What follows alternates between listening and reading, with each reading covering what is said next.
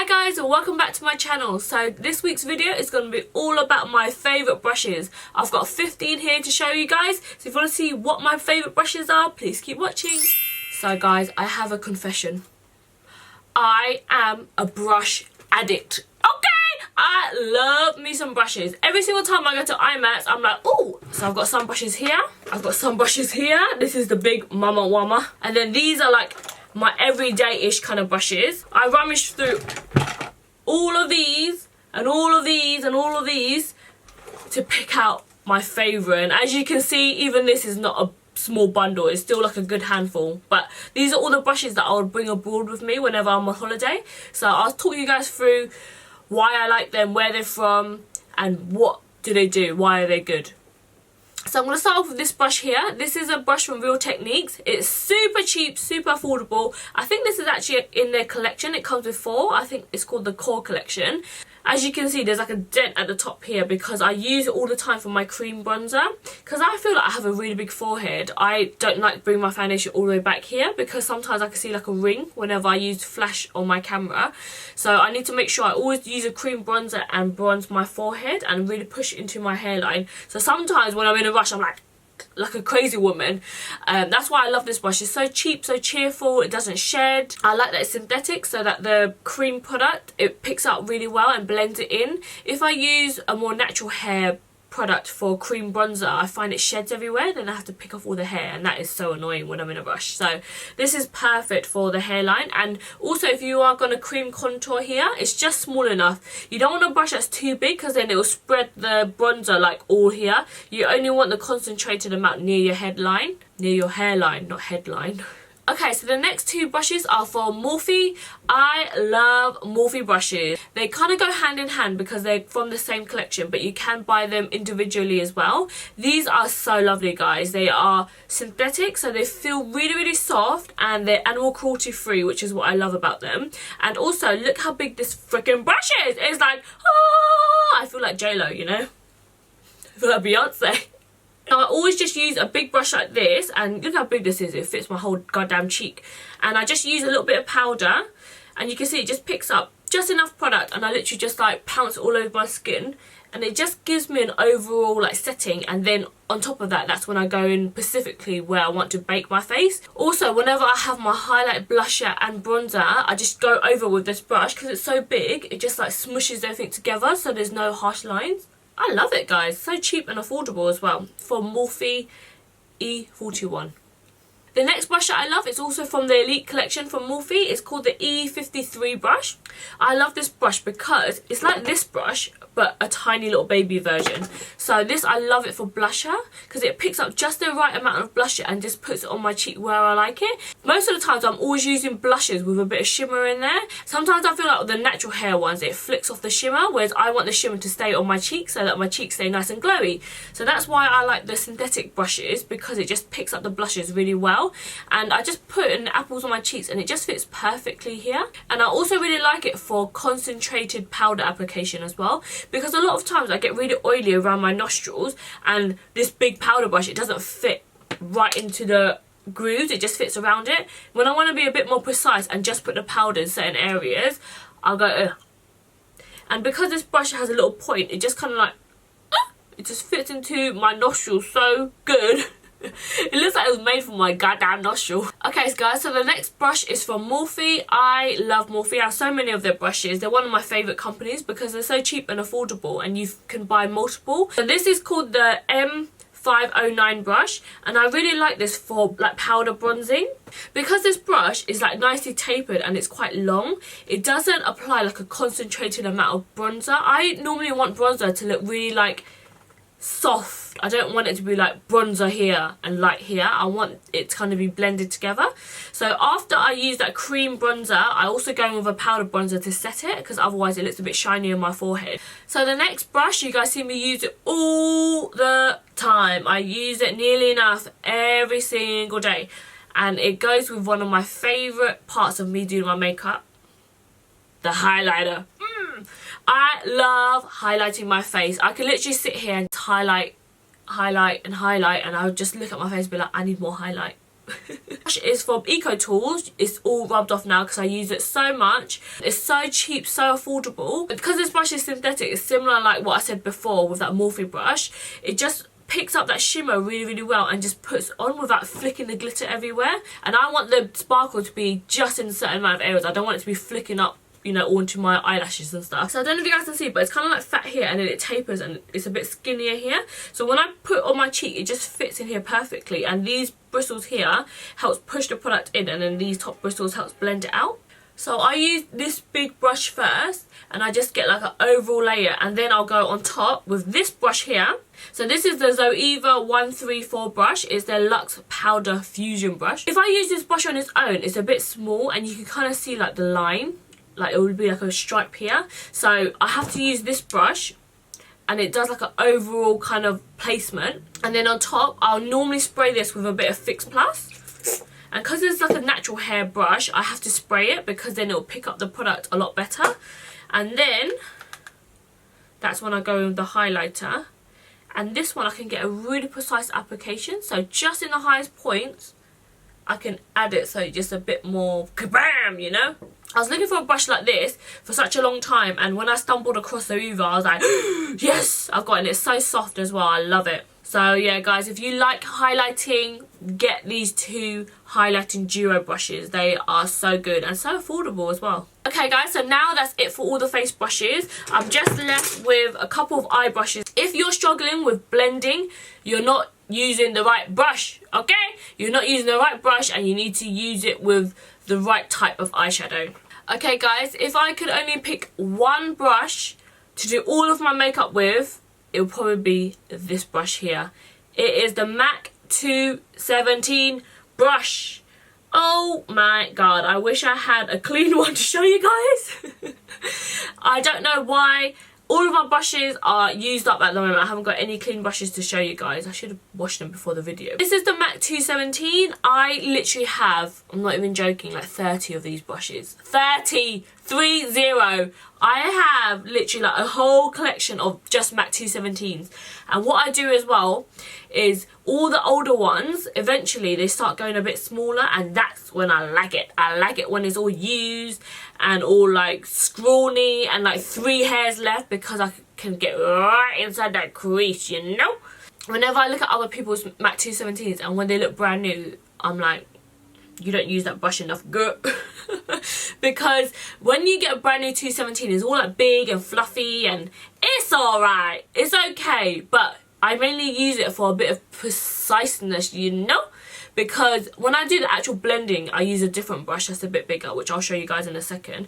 But this brush is so good for putting on colour as well as blending colour. It does a bit of everything. It does it all, guys. Whenever you guys are shopping for brushes, you always need to make sure that you look at like a whole bundle of brushes. Don't just pick the first brush that you see, because they are all made differently. I swear to God, MAC brushes, some of them say that they're made in China, some are made in France, some are made in Germany. You need to pick like a whole selection and look through them, because you'll find that some are really skinny, some are really flat, some are really chunky. You need to have a look at all the brushes so that you can see what one is best for you and what shape you're after.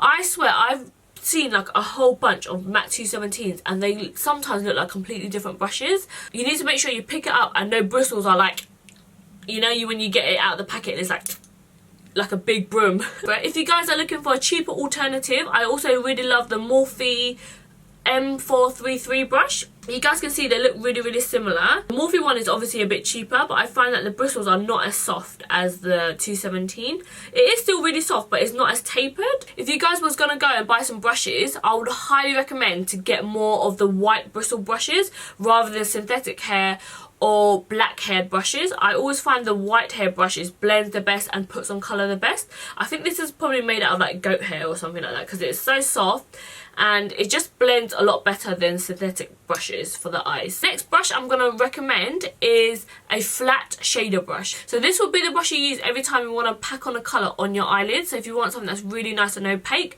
normally people use this brush on the middle, and then on the outer corners they'll use a fluffier brush to blend inside the crease. So this one is the Zoeva 232 brush, and I really like it because it's kind of in the middle of a 217 and a MAC 239. because the bristles of this one is a bit longer than the MAC 239. I quite like it because it's really good to put on glitter to have that kind of soft faded effect. And sometimes the MAC 239 is quite harsh around the edges. This one is still quite tapered, so it doesn't leave like a really harsh line. Next brush that's really important, and I use it nearly enough all the time every time I do my eyeshadow looks, is a pencil brush. So this is the MAC 219 brush. I know a lot of other brands do this. Zoeva does one that's really nice. So make sure you don't mistake this one for one of those rubbery ones. No, this one is actually made out of hair and bristles, so it's really fluffy. So when you blend along your lash line, it literally just fades the colour. So this is really good for just underneath the lash line. If you've got small eyes, this will be your best friend, honey, because you can get right in there and put the colour really precisely. Like for this eye look, I didn't want the black to go everywhere. I just want the black just to be in this section here, so it's just perfect for a really precise application. This brush is also really good for glitter just on the inner corners as well. So if you guys have smaller eyes, you need to make sure you kind of look out for blending brushes that would be really good for precise blending. So I have two here. One is from Zoeva again. This is the 231 brush, the Luxe Petite Crease. It's kind of in the middle between a MAC 217 and a MAC 239. If they made love and had babies, this is what it would be. It's like a little fluffy pencil brush. So underneath my lash line, sometimes I like to blow the colour out really far down. So this is the perfect brush for it. Because this brush here, you can't really blend it down that much because it creates kind of like a harsh-ish line. It doesn't fade out like really until there's nothing left. You kind of still be able to see where the line starts and stops. Whereas this brush here is really good at diffusing the eyeshadow, and at the top it goes to a little point as well, so you can put the black just on the tippy tip here, and then when you blend it out, these smaller bristles down here will help buff it all the way down, and that's why I really like this brush. So if you guys have really tiny eyes and you don't want to go for a brush like this, the Zoeva one, I would highly recommend this one here. It is the Morphe 507 brush. Look how tiny it is, and this is so good for anyone with monolids in particular, because you'll find with monolids you want to really create a crease, so you want to create depth in there. It has that really nice point at the tip, so it almost creates kind of like a cut crease kind of effect.